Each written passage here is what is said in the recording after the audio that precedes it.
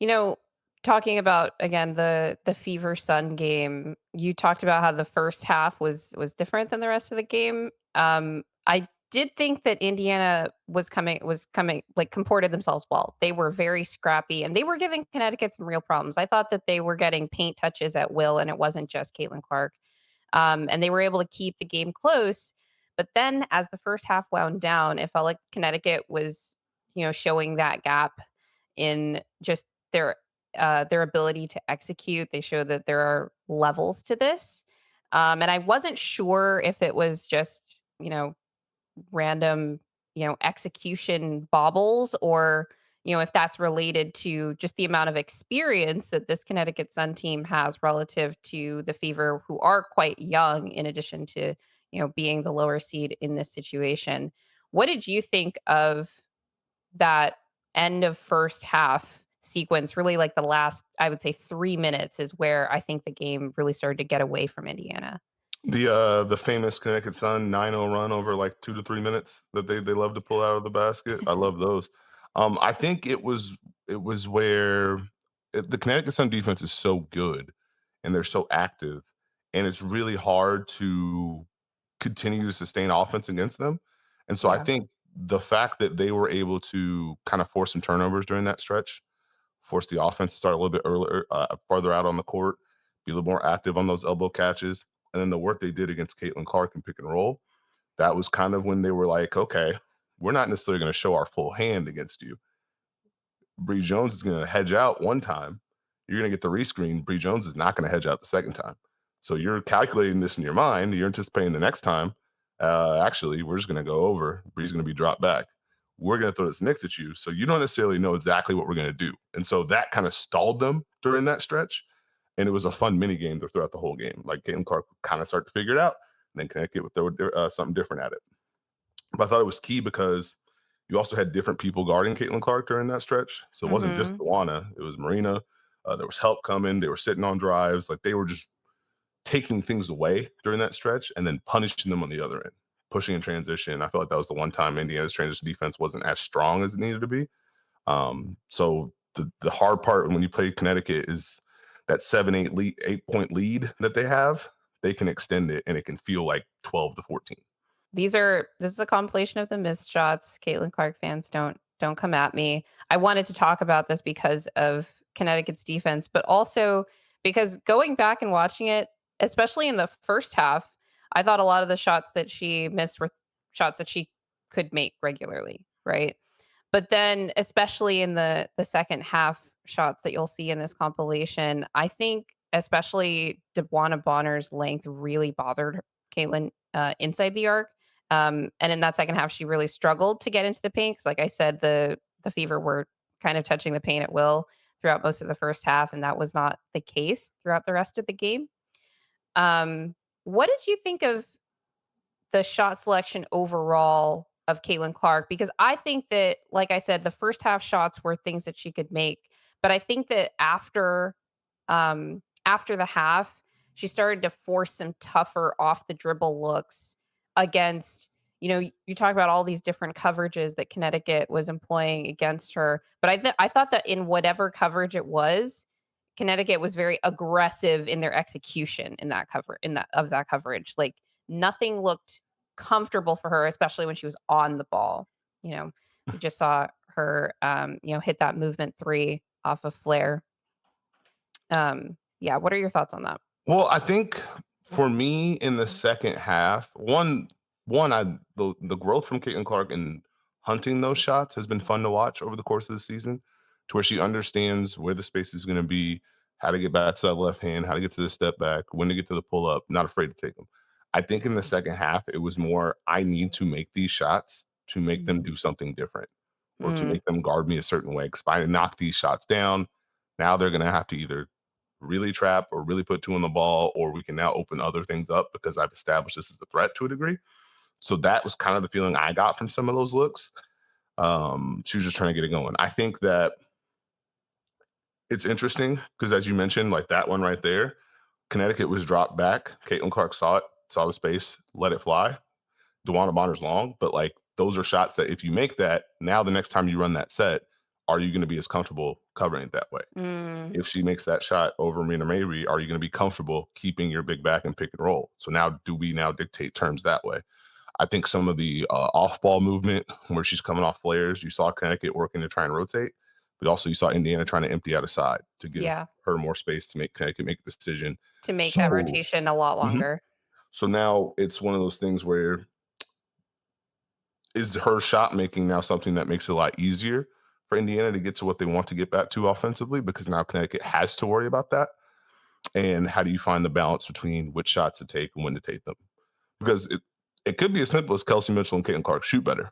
If those two shoot better, you got to pressure more. They get more drives.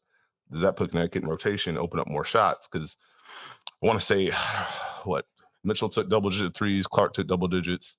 I think Lexi took two and Dantas took three. So it wasn't like they necessarily were generating a bunch of shots for each other in a way. If they Mm, can improve that, how different does it look? right. I thought that was an interesting way of framing it. How, are the shots that you're generating because the defense is forcing you to generate those shots? Or are they shots that you're generating because you're trying to force the defense to do something different? And I think that really speaks to Connecticut's defense more than anything because in either case, they're dictating the terms. Yeah, that's when they're humming. I mean, I'm sure they heard all of the Indiana Fever fans and were determined to try and make this win and make this tough as possible. You saw the effort from Dewana Bonner, the efforts from Dejanay Carrington, the rotations from Melissa Thomas. They just have a good versatility and a good activity, which is interesting though. So I'm interested to see actually how does Connecticut handle because Indiana did a really good job of putting Bree Jones in action early, and Aaliyah Boston had really good success. Is that a button they tap again? Can they now poke at Connecticut's defense a little bit and make some of these things not as comfortable? They're going to have to because if Connecticut is like, we can do multiple coverages, we can throw multiple defenders at Caitlin Clark, that's a tough zone for them to live in to win 2 games. With respect to Kelsey Mitchell, the other starting guard for the Fever, I actually thought she had a pretty strong outing for her first playoff game. I was really impressed with just the aggression that she was playing with. She was one of the players that I think struggled in that particularly in that end of first half stretch, like some really like bad turnovers, but it wasn't just her, it was really the whole team. And I know some giggles were had at the story that Kelsey Mitchell had consulted D'Angelo Russell about handling a playoff atmosphere. But how do you think Kelsey handled her first playoff experience? I thought it was fine. I thought she played pretty well. I think it'd be interesting to see how do how does Indiana try and get her more involved off ball. But considering kind of the Mm, matchup that she had, or the matchup switch to where it was a lot of Dejanay, mm, I thought she did a good job. But I think yeah. overall, it's going to be. I think for her, the biggest thing is getting in the paint, getting the drives going, and then letting the rhythm come from there. And they're going to need all of her scoring, all her drives, all her playmaking in that one because if Connecticut's able to bother both of them, it just gets really tough.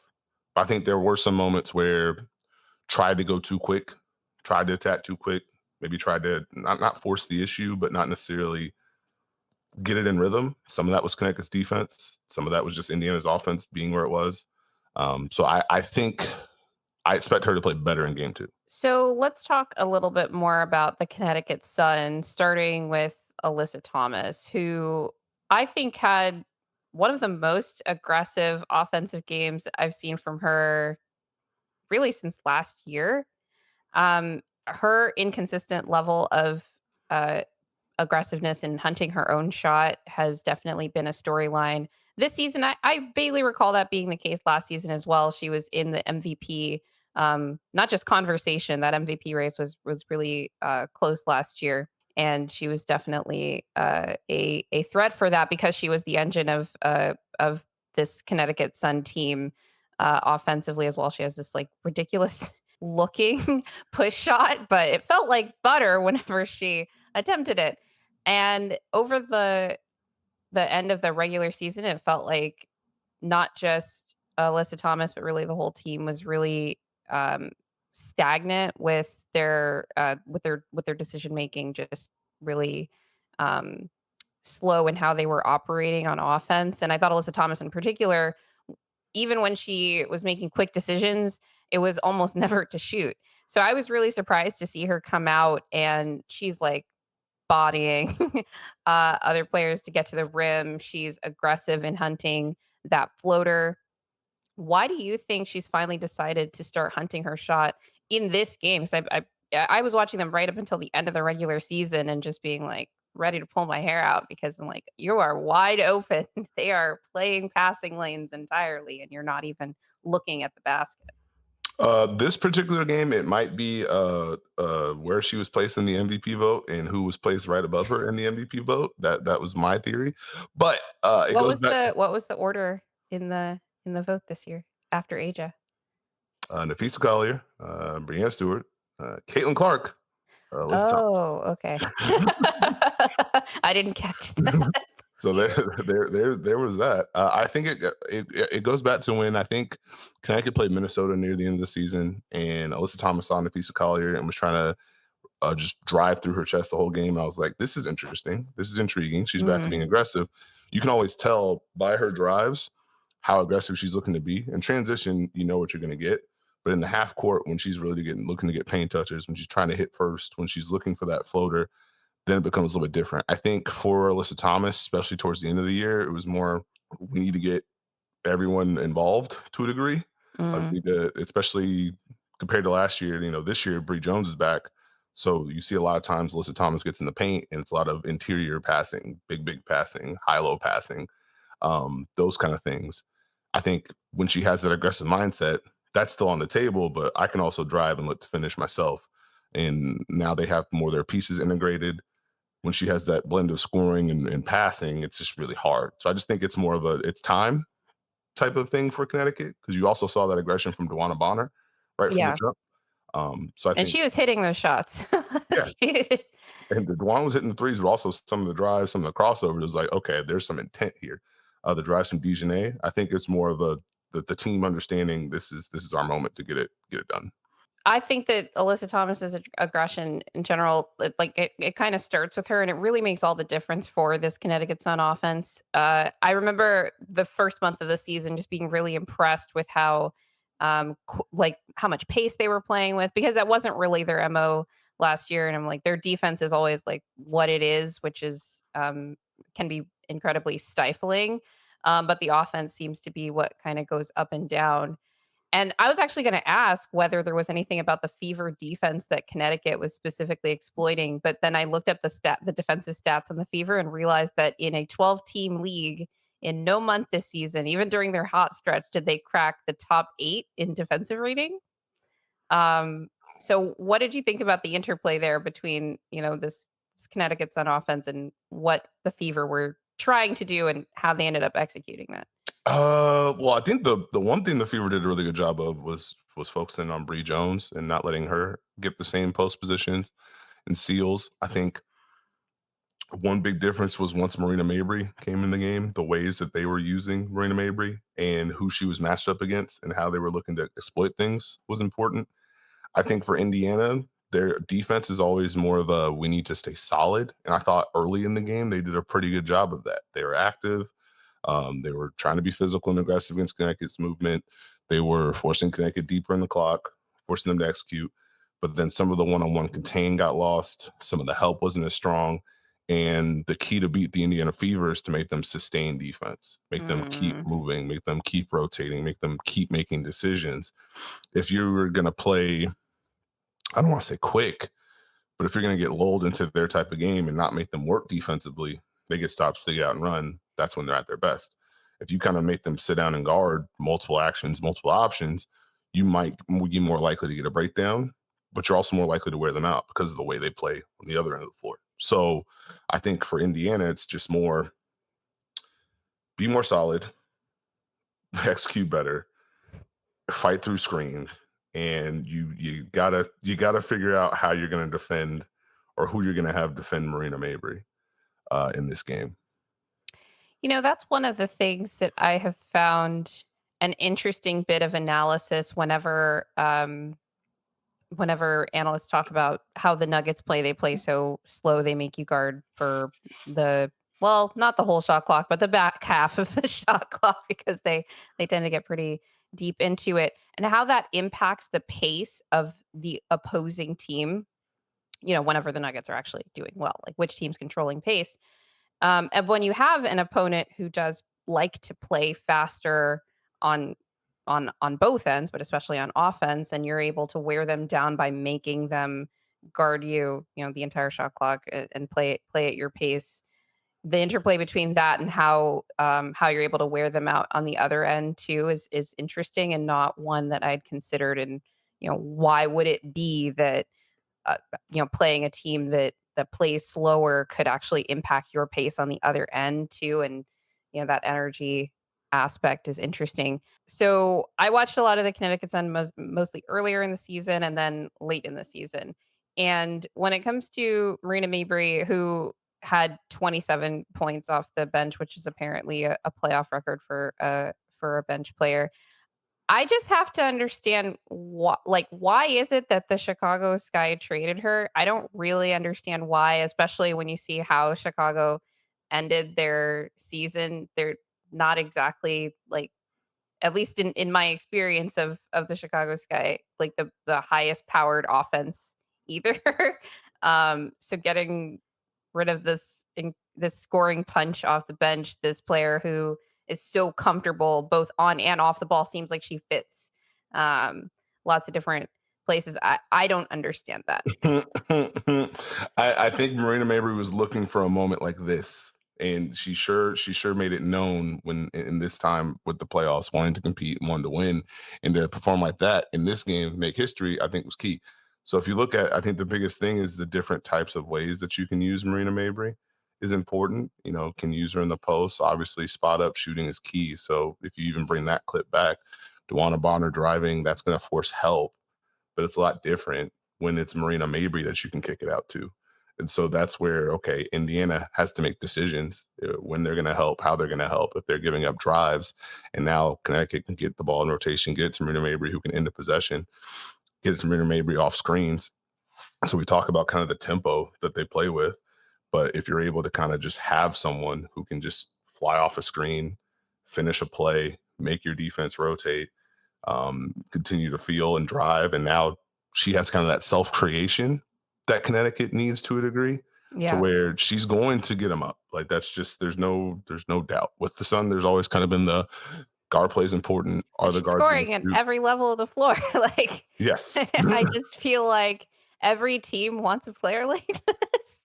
So I Yeah. don't understand why Chicago would give her up. She fits right in to what Connecticut's doing, and I think if you notice on these clips, you can see the matchup of who's defending Marina Mabrey in some of these, and this is where it gets Ah, interesting yes. for Mm. the Indiana Fever, because now there's nowhere to necessarily place it, because Marina can be used in different ways. So you're gonna have to navigate those screens. You have to make it tough for Marina. You have to make her take some of those pull ups or step backs, and make it tougher on her. But when she's Yeah. coming, Connecticut's very good. Look at that. I didn't even notice that it was Caitlin guarding her for, like, most of those possessions. I didn't either. What do you mean? No, I actually didn't. I was just like, "Wow, she's scoring so much." And then you're like, "Oh, what was the defense, doing or not doing?" Or yeah, that's another thing, right? You wanna wear out the other team's, best player, and Caitlin is certainly, one of the major engines of that Indiana Fever offense. Was there anything else that you wanted to say about this matchup before we move on? I think it'll be interesting to see how the Fever handle the rotation, and then kind of the balance of what they try and do offensively in game two. Obviously, it hasn't happened yet, but I'd be intrigued to see that. Connecticut's going to have to throw everything at them again defensively to go ahead and get this done. I'm sure they'll be motivated to. Please remember to subscribe, like, share, hit the notification bell, and always remember that winning is fun and losing sucks.